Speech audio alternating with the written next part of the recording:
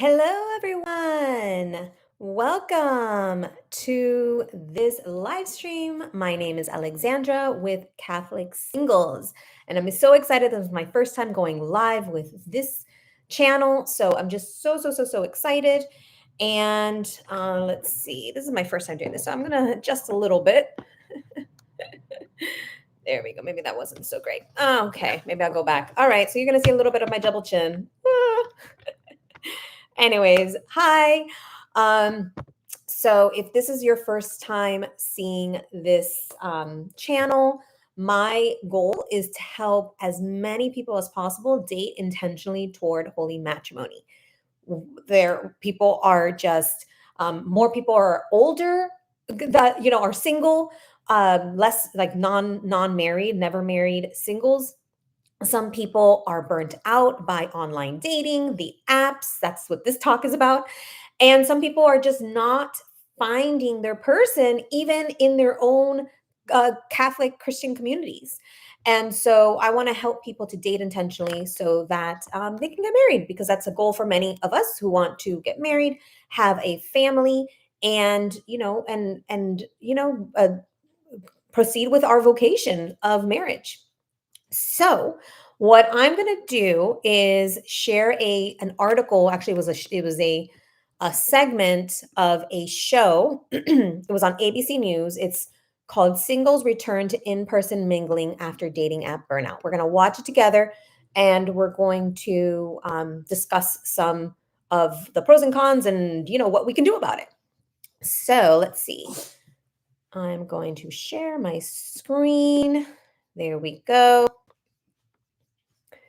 And let's go ahead and play it. Oh, before I forget, so if you don't know much about me, I started a Catholic singles ministry in my community. We currently have a couple hundred people that are involved in that. We've had several events. We're actually having a singles mixer tonight. So I'm in the thick of it, helping the single Catholics in my community to meet and find love. And on top of that, I've been a coach for over 10 years. I think it's like 15 years at this point. And I help people to bust through what their blocks are, what's holding them back from finding their relationship, their love, their one, their soulmate, their future spouse, and ultimately to get married, sacramental marriage, holy matrimony. So enough about me. Let's go ahead and start this. There's this real recognition that something isn't working for a lot of people anymore. If you ask single adults what dating is like right now, I feel fatigued is probably a really good word. they might say something like, It's just so hectic right now, and it's really hard to find a genuine connection. I feel so defeated right now. call it burnout or fatigue, more and more singles say they're fed up, especially when it comes to those apps. It gets Yes, that's something I was online dating for many years, and it got to a point where it became a chore. It was not intentional at all. It was not exciting. People are just seeing what's out there. They're not dating, they're not using the apps intentionally. And one important point to make is that some people are actually like, no, I will never do online dating. One, because they hear about all the negative talk that people have on it. But also I've heard this in Christian Catholic circles where they'll say things like, well, if God wanted me to meet my person, he wouldn't have me meet them online. And the thing is, don't you do business online? Right? If you got a client who found you through a website or found you through social media, what are you going to say? Oh, God doesn't want me to find clients online, right? And so it's a fallacy that they have that everything needs to be this perfect fairy tale. And that's just that. It is just a fairy tale. Online dating, the apps are a tool, and they might open you up to a wider audience, wider audience. I'm a marketing person by trade. So sometimes I'm going to say that an audience, but it's going to open you up to a wider pool, right? Of potential prospects, and not just in your own little community on the places that you've been going, but potentially, 10 miles away, 15 miles away, 20 miles away. So it can definitely open you up to a wider pool of potential prospects that could become your future spouse.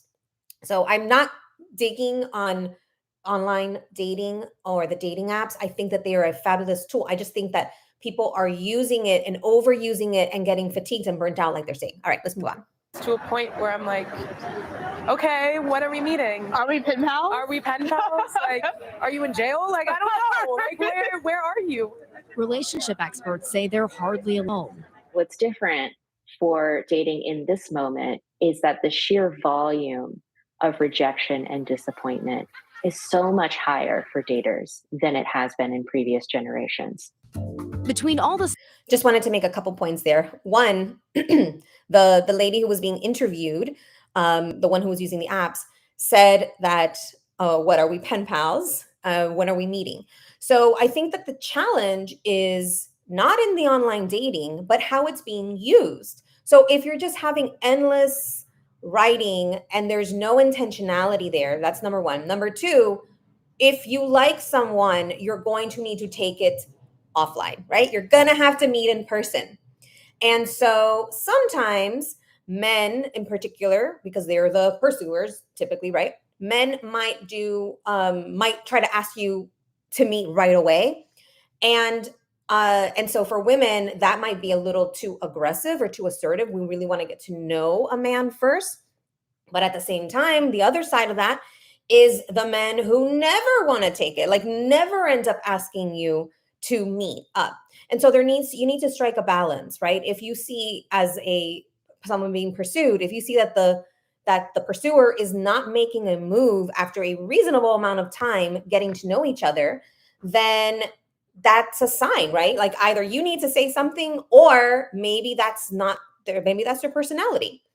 And on the other side, we want to make sure that we're getting really, we're connecting on a deeper level so that there is some form of intentionality in making sure that you are going to be meeting with people who are more likely to be the right fit for you. Another thing, this is a secular, right? This is not a Christian, Catholic segment. So the person who was interviewed was saying, I think it was the book that she wrote or whatever program she wrote was How's Your Sex Life, right? So I'm not condoning sex before marriage, and so or in sex in premarital dating. So we're just going to go ahead and take that part with a grain of salt, because some of the topics that are going to be here are not specific to Christianity, Catholicism. So I'm going to try to insert some of that a little bit if I can. All right, let's move on. swipes, likes, taps, and DMs, almost 80% of singles say they experience some degree of emotional fatigue or burnout when dating online. They're disappointed, frustrated, and I think they're overwhelmed by choice.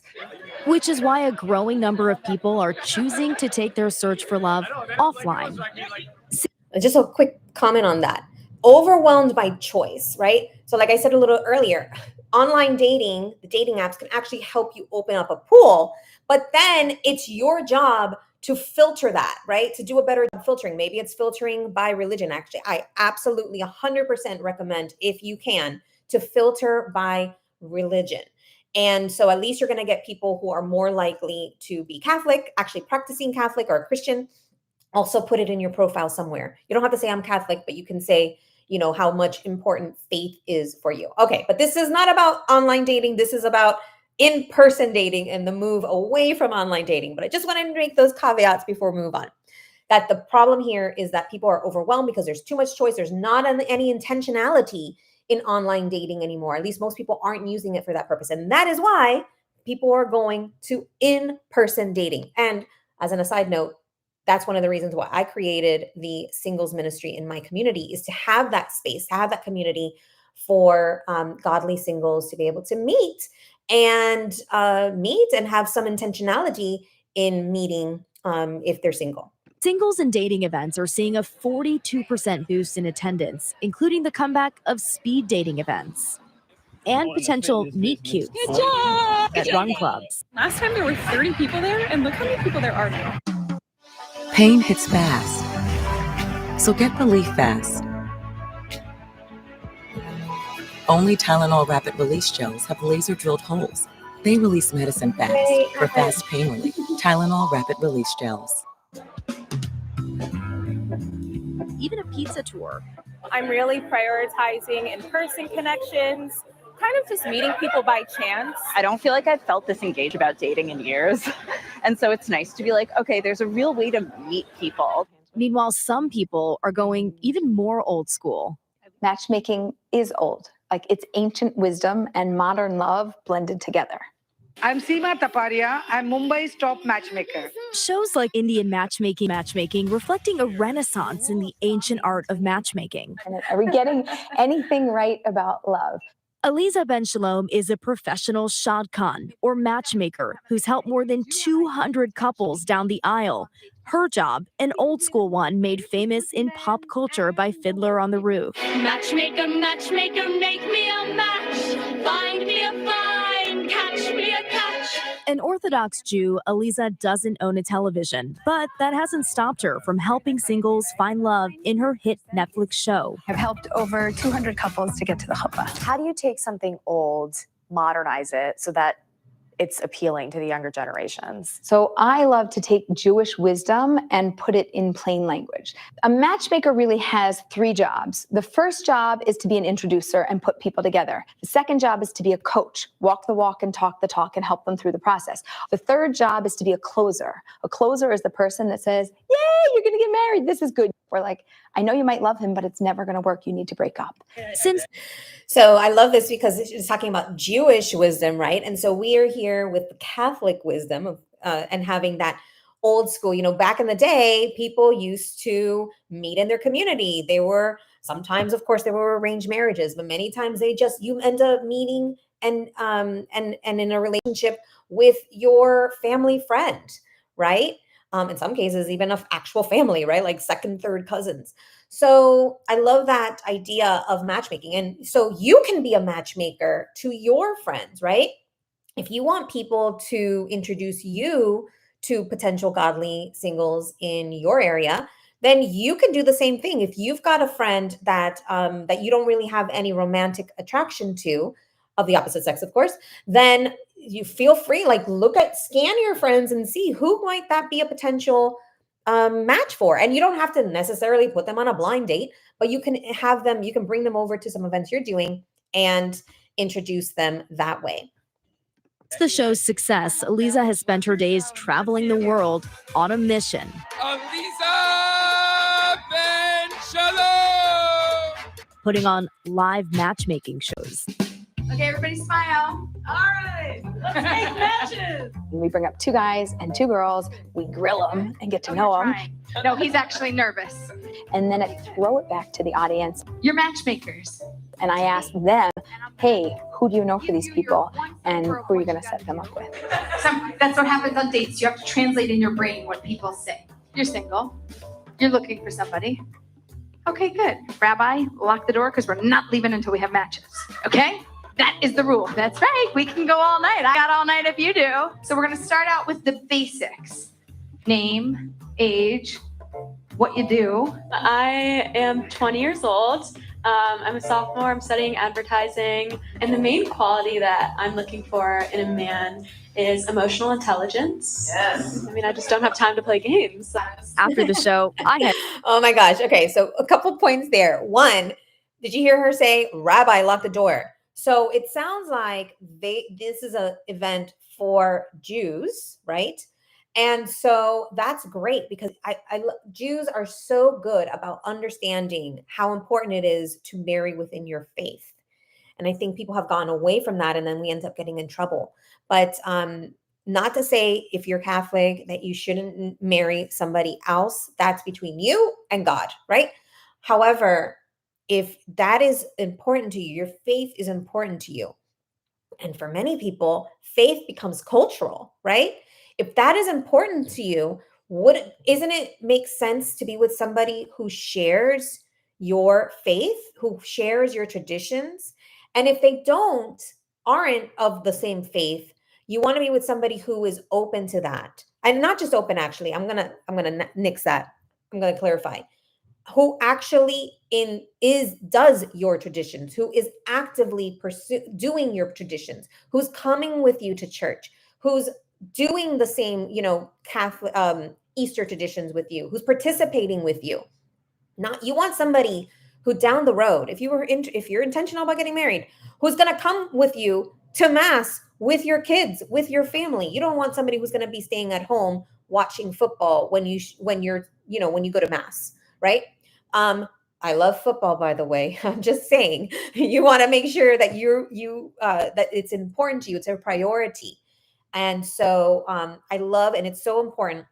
And I can see where Jewish matchmakers would make a killing from this, because it's hard to find people who are like-minded and of the same faith, right? So not only do you have to find somebody who has who you align with in your values, somebody who you get along with, who you like, but then you also want to find somebody in your same faith, right? And like I said a minute ago, if they aren't of your same faith exactly, you want somebody who is going to participate with you, who is going to help you be devout, who's going to help you go to heaven, right? So another point here. Oh, I thought it was so cute. There's a 20-year-old like, I don't have time to waste. I love that, because most people, I'm not going to say many people are not intentional. And so I love that even at 20 years old, which everybody thinks is way too young, right, to get married, but at 20, she's intentional and she's like, I don't have time to waste. So I love that. That used to be seen as something not a good thing. That used to be seen as wanting to get married and like having that and like putting that as a goal was not seen as a positive thing.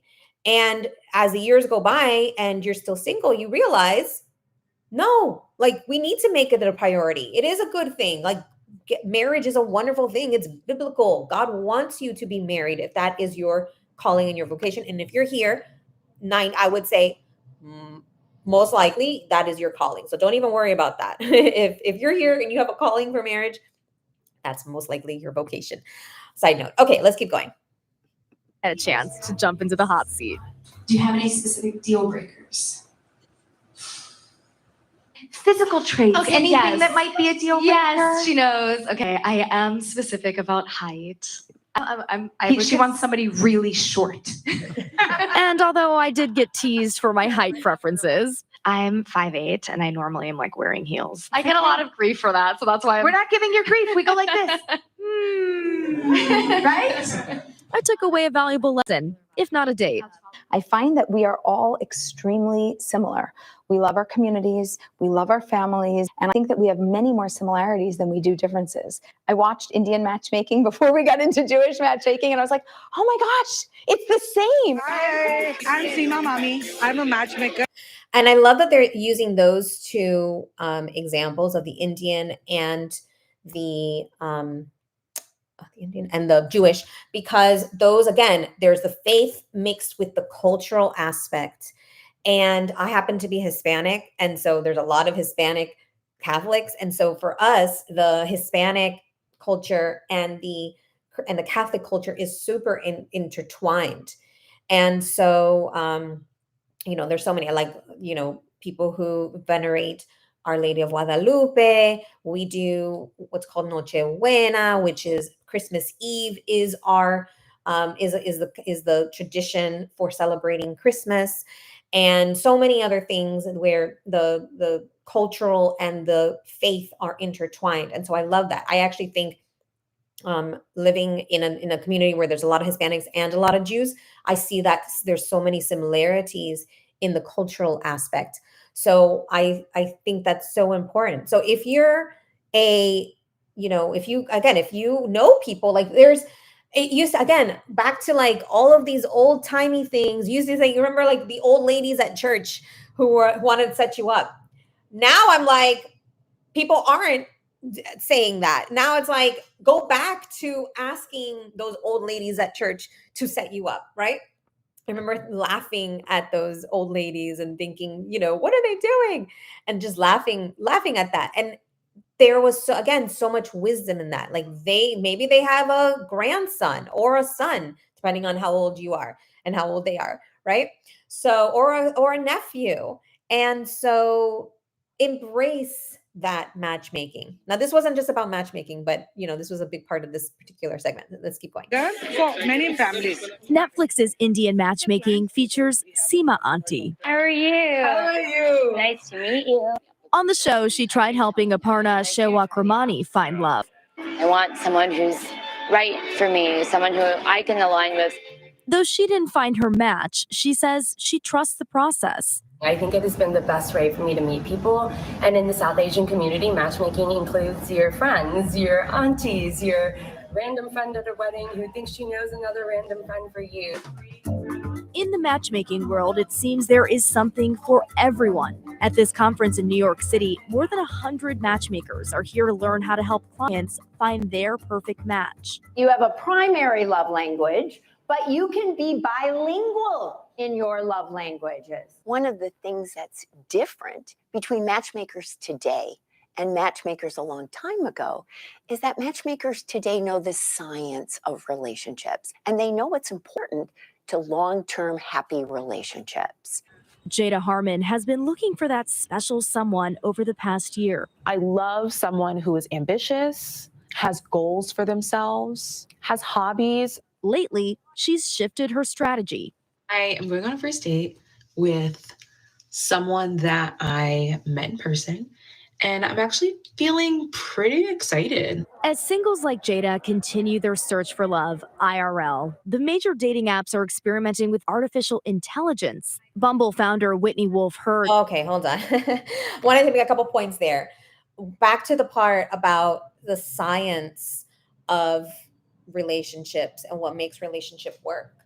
Unfortunately, we live in this commercialized society where wealth is, venerated, or worshipped, where beauty is worshipped, right?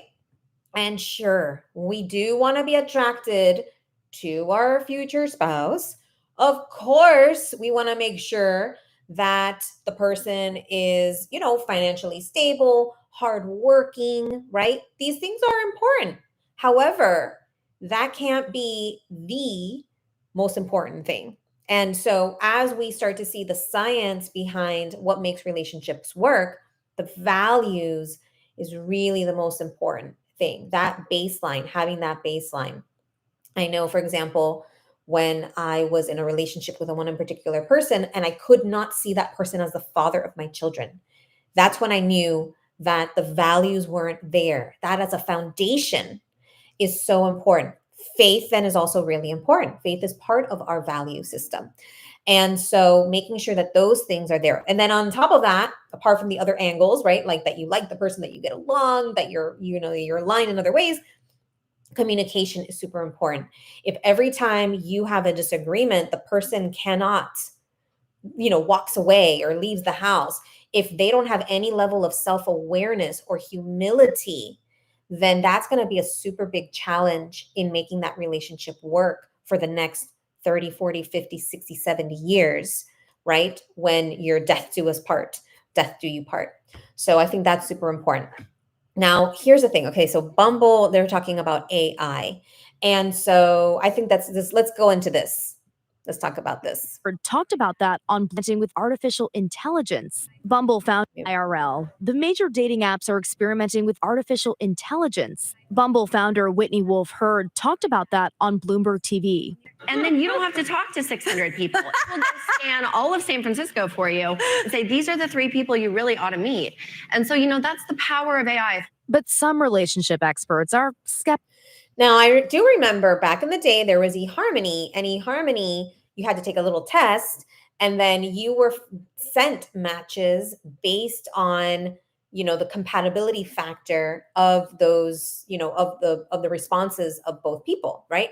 So that's kind of cool. If that type of thing can maybe help you to zero in on people who you might be more compatible with, might have similar values, right? And again, I do believe that if you use the filtered system to at least get the basics. And by basics, I'm talking about religion, whether the person wants to be married and whether the person wants to have kids. Like those are some baseline things, not the height, I'm sorry to say.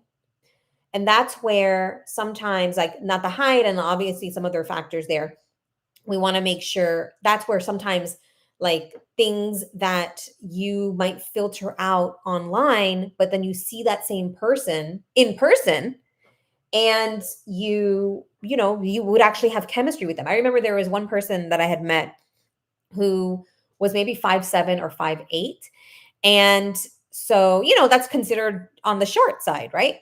And so, but I remember seeing him in person. He had really good posture and he had just a great presence that he made joke about him being short, and I didn't realize he was that short. To me, he was at least 5'9", right? Maybe not I knew he wasn't tall, but he didn't seem short to me. And so if he would have put, if I would have been on an app and I cared about height and I said, 5'9" or above, I would have filtered him out. And so it is important that we, there's things likes to have, like wants, ideal, right? But those are not the things that are going to last, because guess what, guys? Your spouse is going to shrink when they're older. And so, what you want is somebody who's going to be by your side when you're older, when you've shrunk. You want to be with somebody who's by your side when you're sick. You want to be with somebody who is going to take care of you, who's going to care for you unconditionally when you're having a bad day, when your family member has died and you're having a lousy year, right? Those are the things. And those values, those foundational values are what's going to make sure. We want to be with somebody who's kind, somebody who's not showing warning signs or red flags that they might have some narcissistic tendencies, right? Okay, let's move on. To go for now. No robot is going to be able to tell me who I'm attracted to. There's absolutely no way that they're going to know whether I like that person's smell. There's no way that they're going to know if I like that person's brain.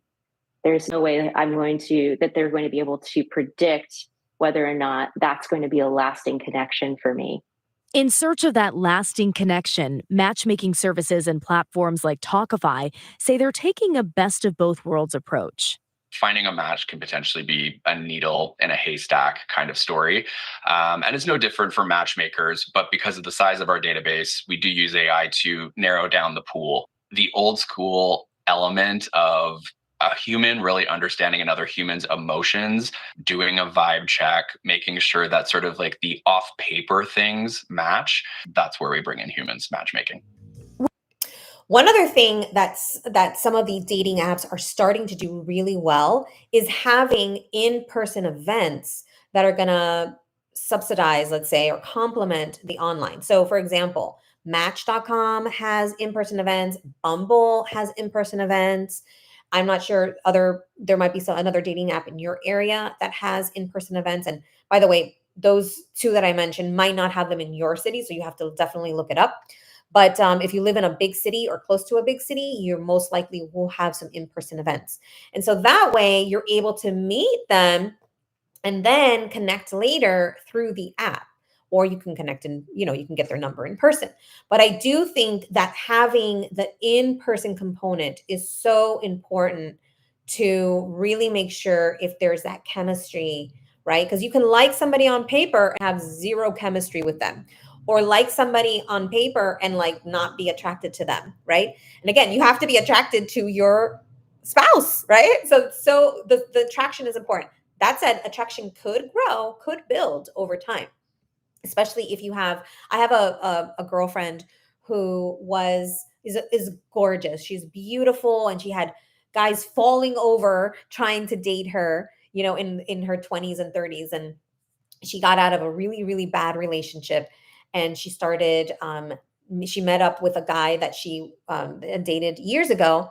And at the time, he was put her on a pedestal. He thought she was great, but she really wasn't that attracted to him. And she ended up, when she had ended that bad relationship, she connected with him again, and she was like, wow, he's a godly man. He's sweet, he's kind, he loves me. He's going to be a great partner. Like seeing the other, seeing how, what having a bad partner was, and now having this man that she knew was going to be a great partner for life. And they got married and they just had a new baby. And so, in her 40s. And so, if you're in your late 30s, 40s, or above, do not lose hope, right? Keep being intentional, is what I would say, and make sure your values and your priorities are in place. And unfortunately, the problem with the dating apps is that sometimes it's like the upside down values are prioritized. And so that's what's so important about having that in person. And if you're going to use online, making sure it's intentional or having some type of a hybrid. Whether it's working with a matchmaker, going to that speed dating event, or giving the apps one last try, experts say there's something to be gained in the journey, not just the destination. Dating can be this process of self-discovery as well. And for some, that might mean ultimately choosing to be on their own. I think there's been a big cultural shift, and people recognize that there is something to be said for a happy single person. Jada agrees. She says her time alone makes her appreciate the good dates. I had a really good time. It was really fun. I definitely would see this person for a second date, and I'm just feeling really happy, and we'll see where things go. Our thanks to Rena, and welcome to the Nightline. All right. So yeah, just a couple points there I wanted to make is she said, it's something to be said about being happy on your own. Absolutely. Right. If you're not a happy person, you're not going to be happy single or in a relationship, right? Because getting married and having children and, bringing in their baggage, bringing in their family brings a whole other set of challenges and external circumstances. So you really have to be happy as a person. So what I recommend is that you work on all the areas where you need healing. If you need to go to therapy, if you need to talk to a priest or a spiritual director, I've done hypnosis before to help me to clear some subconscious blocks that were getting in my way, and get a coach if you need some extra support on seeing where those blocks are. And so all of that, I think you need to work on being the best version of you so that you can attract and find your future spouse who is the best version of them, right? You want to attract that person. You want to attract a partner that's going to be a healthy relationship. So focus on yourself, and it can never hurt to work on being better, right? Another thing that's important about the happiness factor is also being involved in a lot of different activities, right? Get involved in things that you like and try things out of the box, right? Things, because like, for example, if you do an activity where only people of your same gender are, then maybe you're never going to meet somebody from the opposite gender in those activities. So maybe try some activities that opposite gender are. So women, for example, if you don't really like sports, try it out. Go with a friend of yours who loves sports and go with that person to watch sports. If you're a man, maybe you can go to dance classes, salsa classes. There's always going to be women at dance classes because, and if you could do partner dancing, even better. So ballroom, salsa, things like that, bachata, Latin dances, ballroom dances. You're always going to find somebody from the opposite sex there, especially if you're a man. There's always women at those dance classes. So those types of things, being well-rounded, right? So sometimes if you're so into, your faith, but you don't have any other hobbies or anything else to talk about outside of that, or whatever it is that you do, like maybe you're a super duper, I don't know, gamer or a history buff, right? Try to expand yourself so that you're more balanced and have a more balanced, well-rounded approach so that you can not only attract people in those other areas, but also become more interesting to the opposite sex because you're more well-rounded. So that's what I would say with this. And one other point I want to make about actually dating using the online apps, what I would definitely suggest is that you, if you're going to use the apps, that you are super intentional. Don't get the 1 year plan, right? Or the 6 month plan. I know that it's cheaper, but if you're going to do it for a short period of time and really be intentional. Or maybe you do the 1 year plan and you do 1 month that you're intentional, 1 month off, 1 month that you're intentional.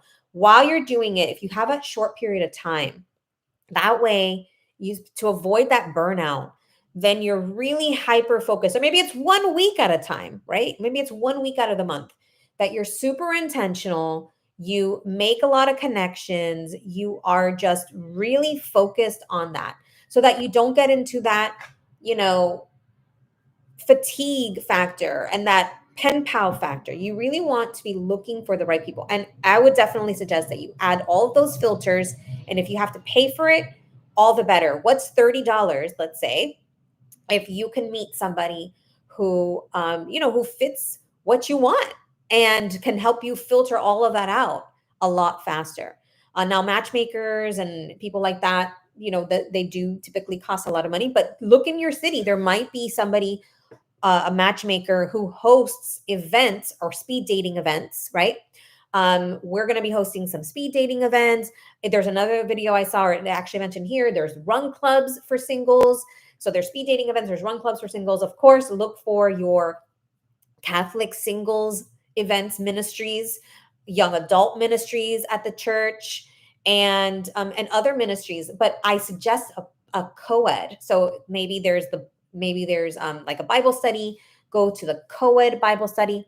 That said, sometimes we just need to make new friends too. So if you have to go to there's a women's Bible study at my church, and make new friends. You never know, the person sitting next to you, whether they're your age or older, that might be like the auntie, right? Like the old lady at church that can set you up. So you never know. Just get out of your comfort zone, get out, try new things. Because if you haven't met the person doing the same things you've been doing, right, then it's time to shake it up and try something different, whether it's being more intentional online dating or whether it's trying different in-person events that are more geared toward finding godly singles like you. All right. With that said, if you've made it this far, thank you so much for watching. I really appreciate it. If you haven't yet, please like this video and subscribe to our channel for more tips to help you date intentionally toward holy matrimony. And I so look forward to type in the chat what was a big takeaway for you. And I really appreciate that as well. And if there's a topic that you want me to talk about or explore, or a video you want me to review, let me know as well. I'd love to do that. And yeah, with that, I wish you wonderful, happy weekend, happy holidays, Merry Christmas. I do have a video that I posted. I was like, hey, can you find your future spouse by the end of the year, by New Year's? I'll post that there as well.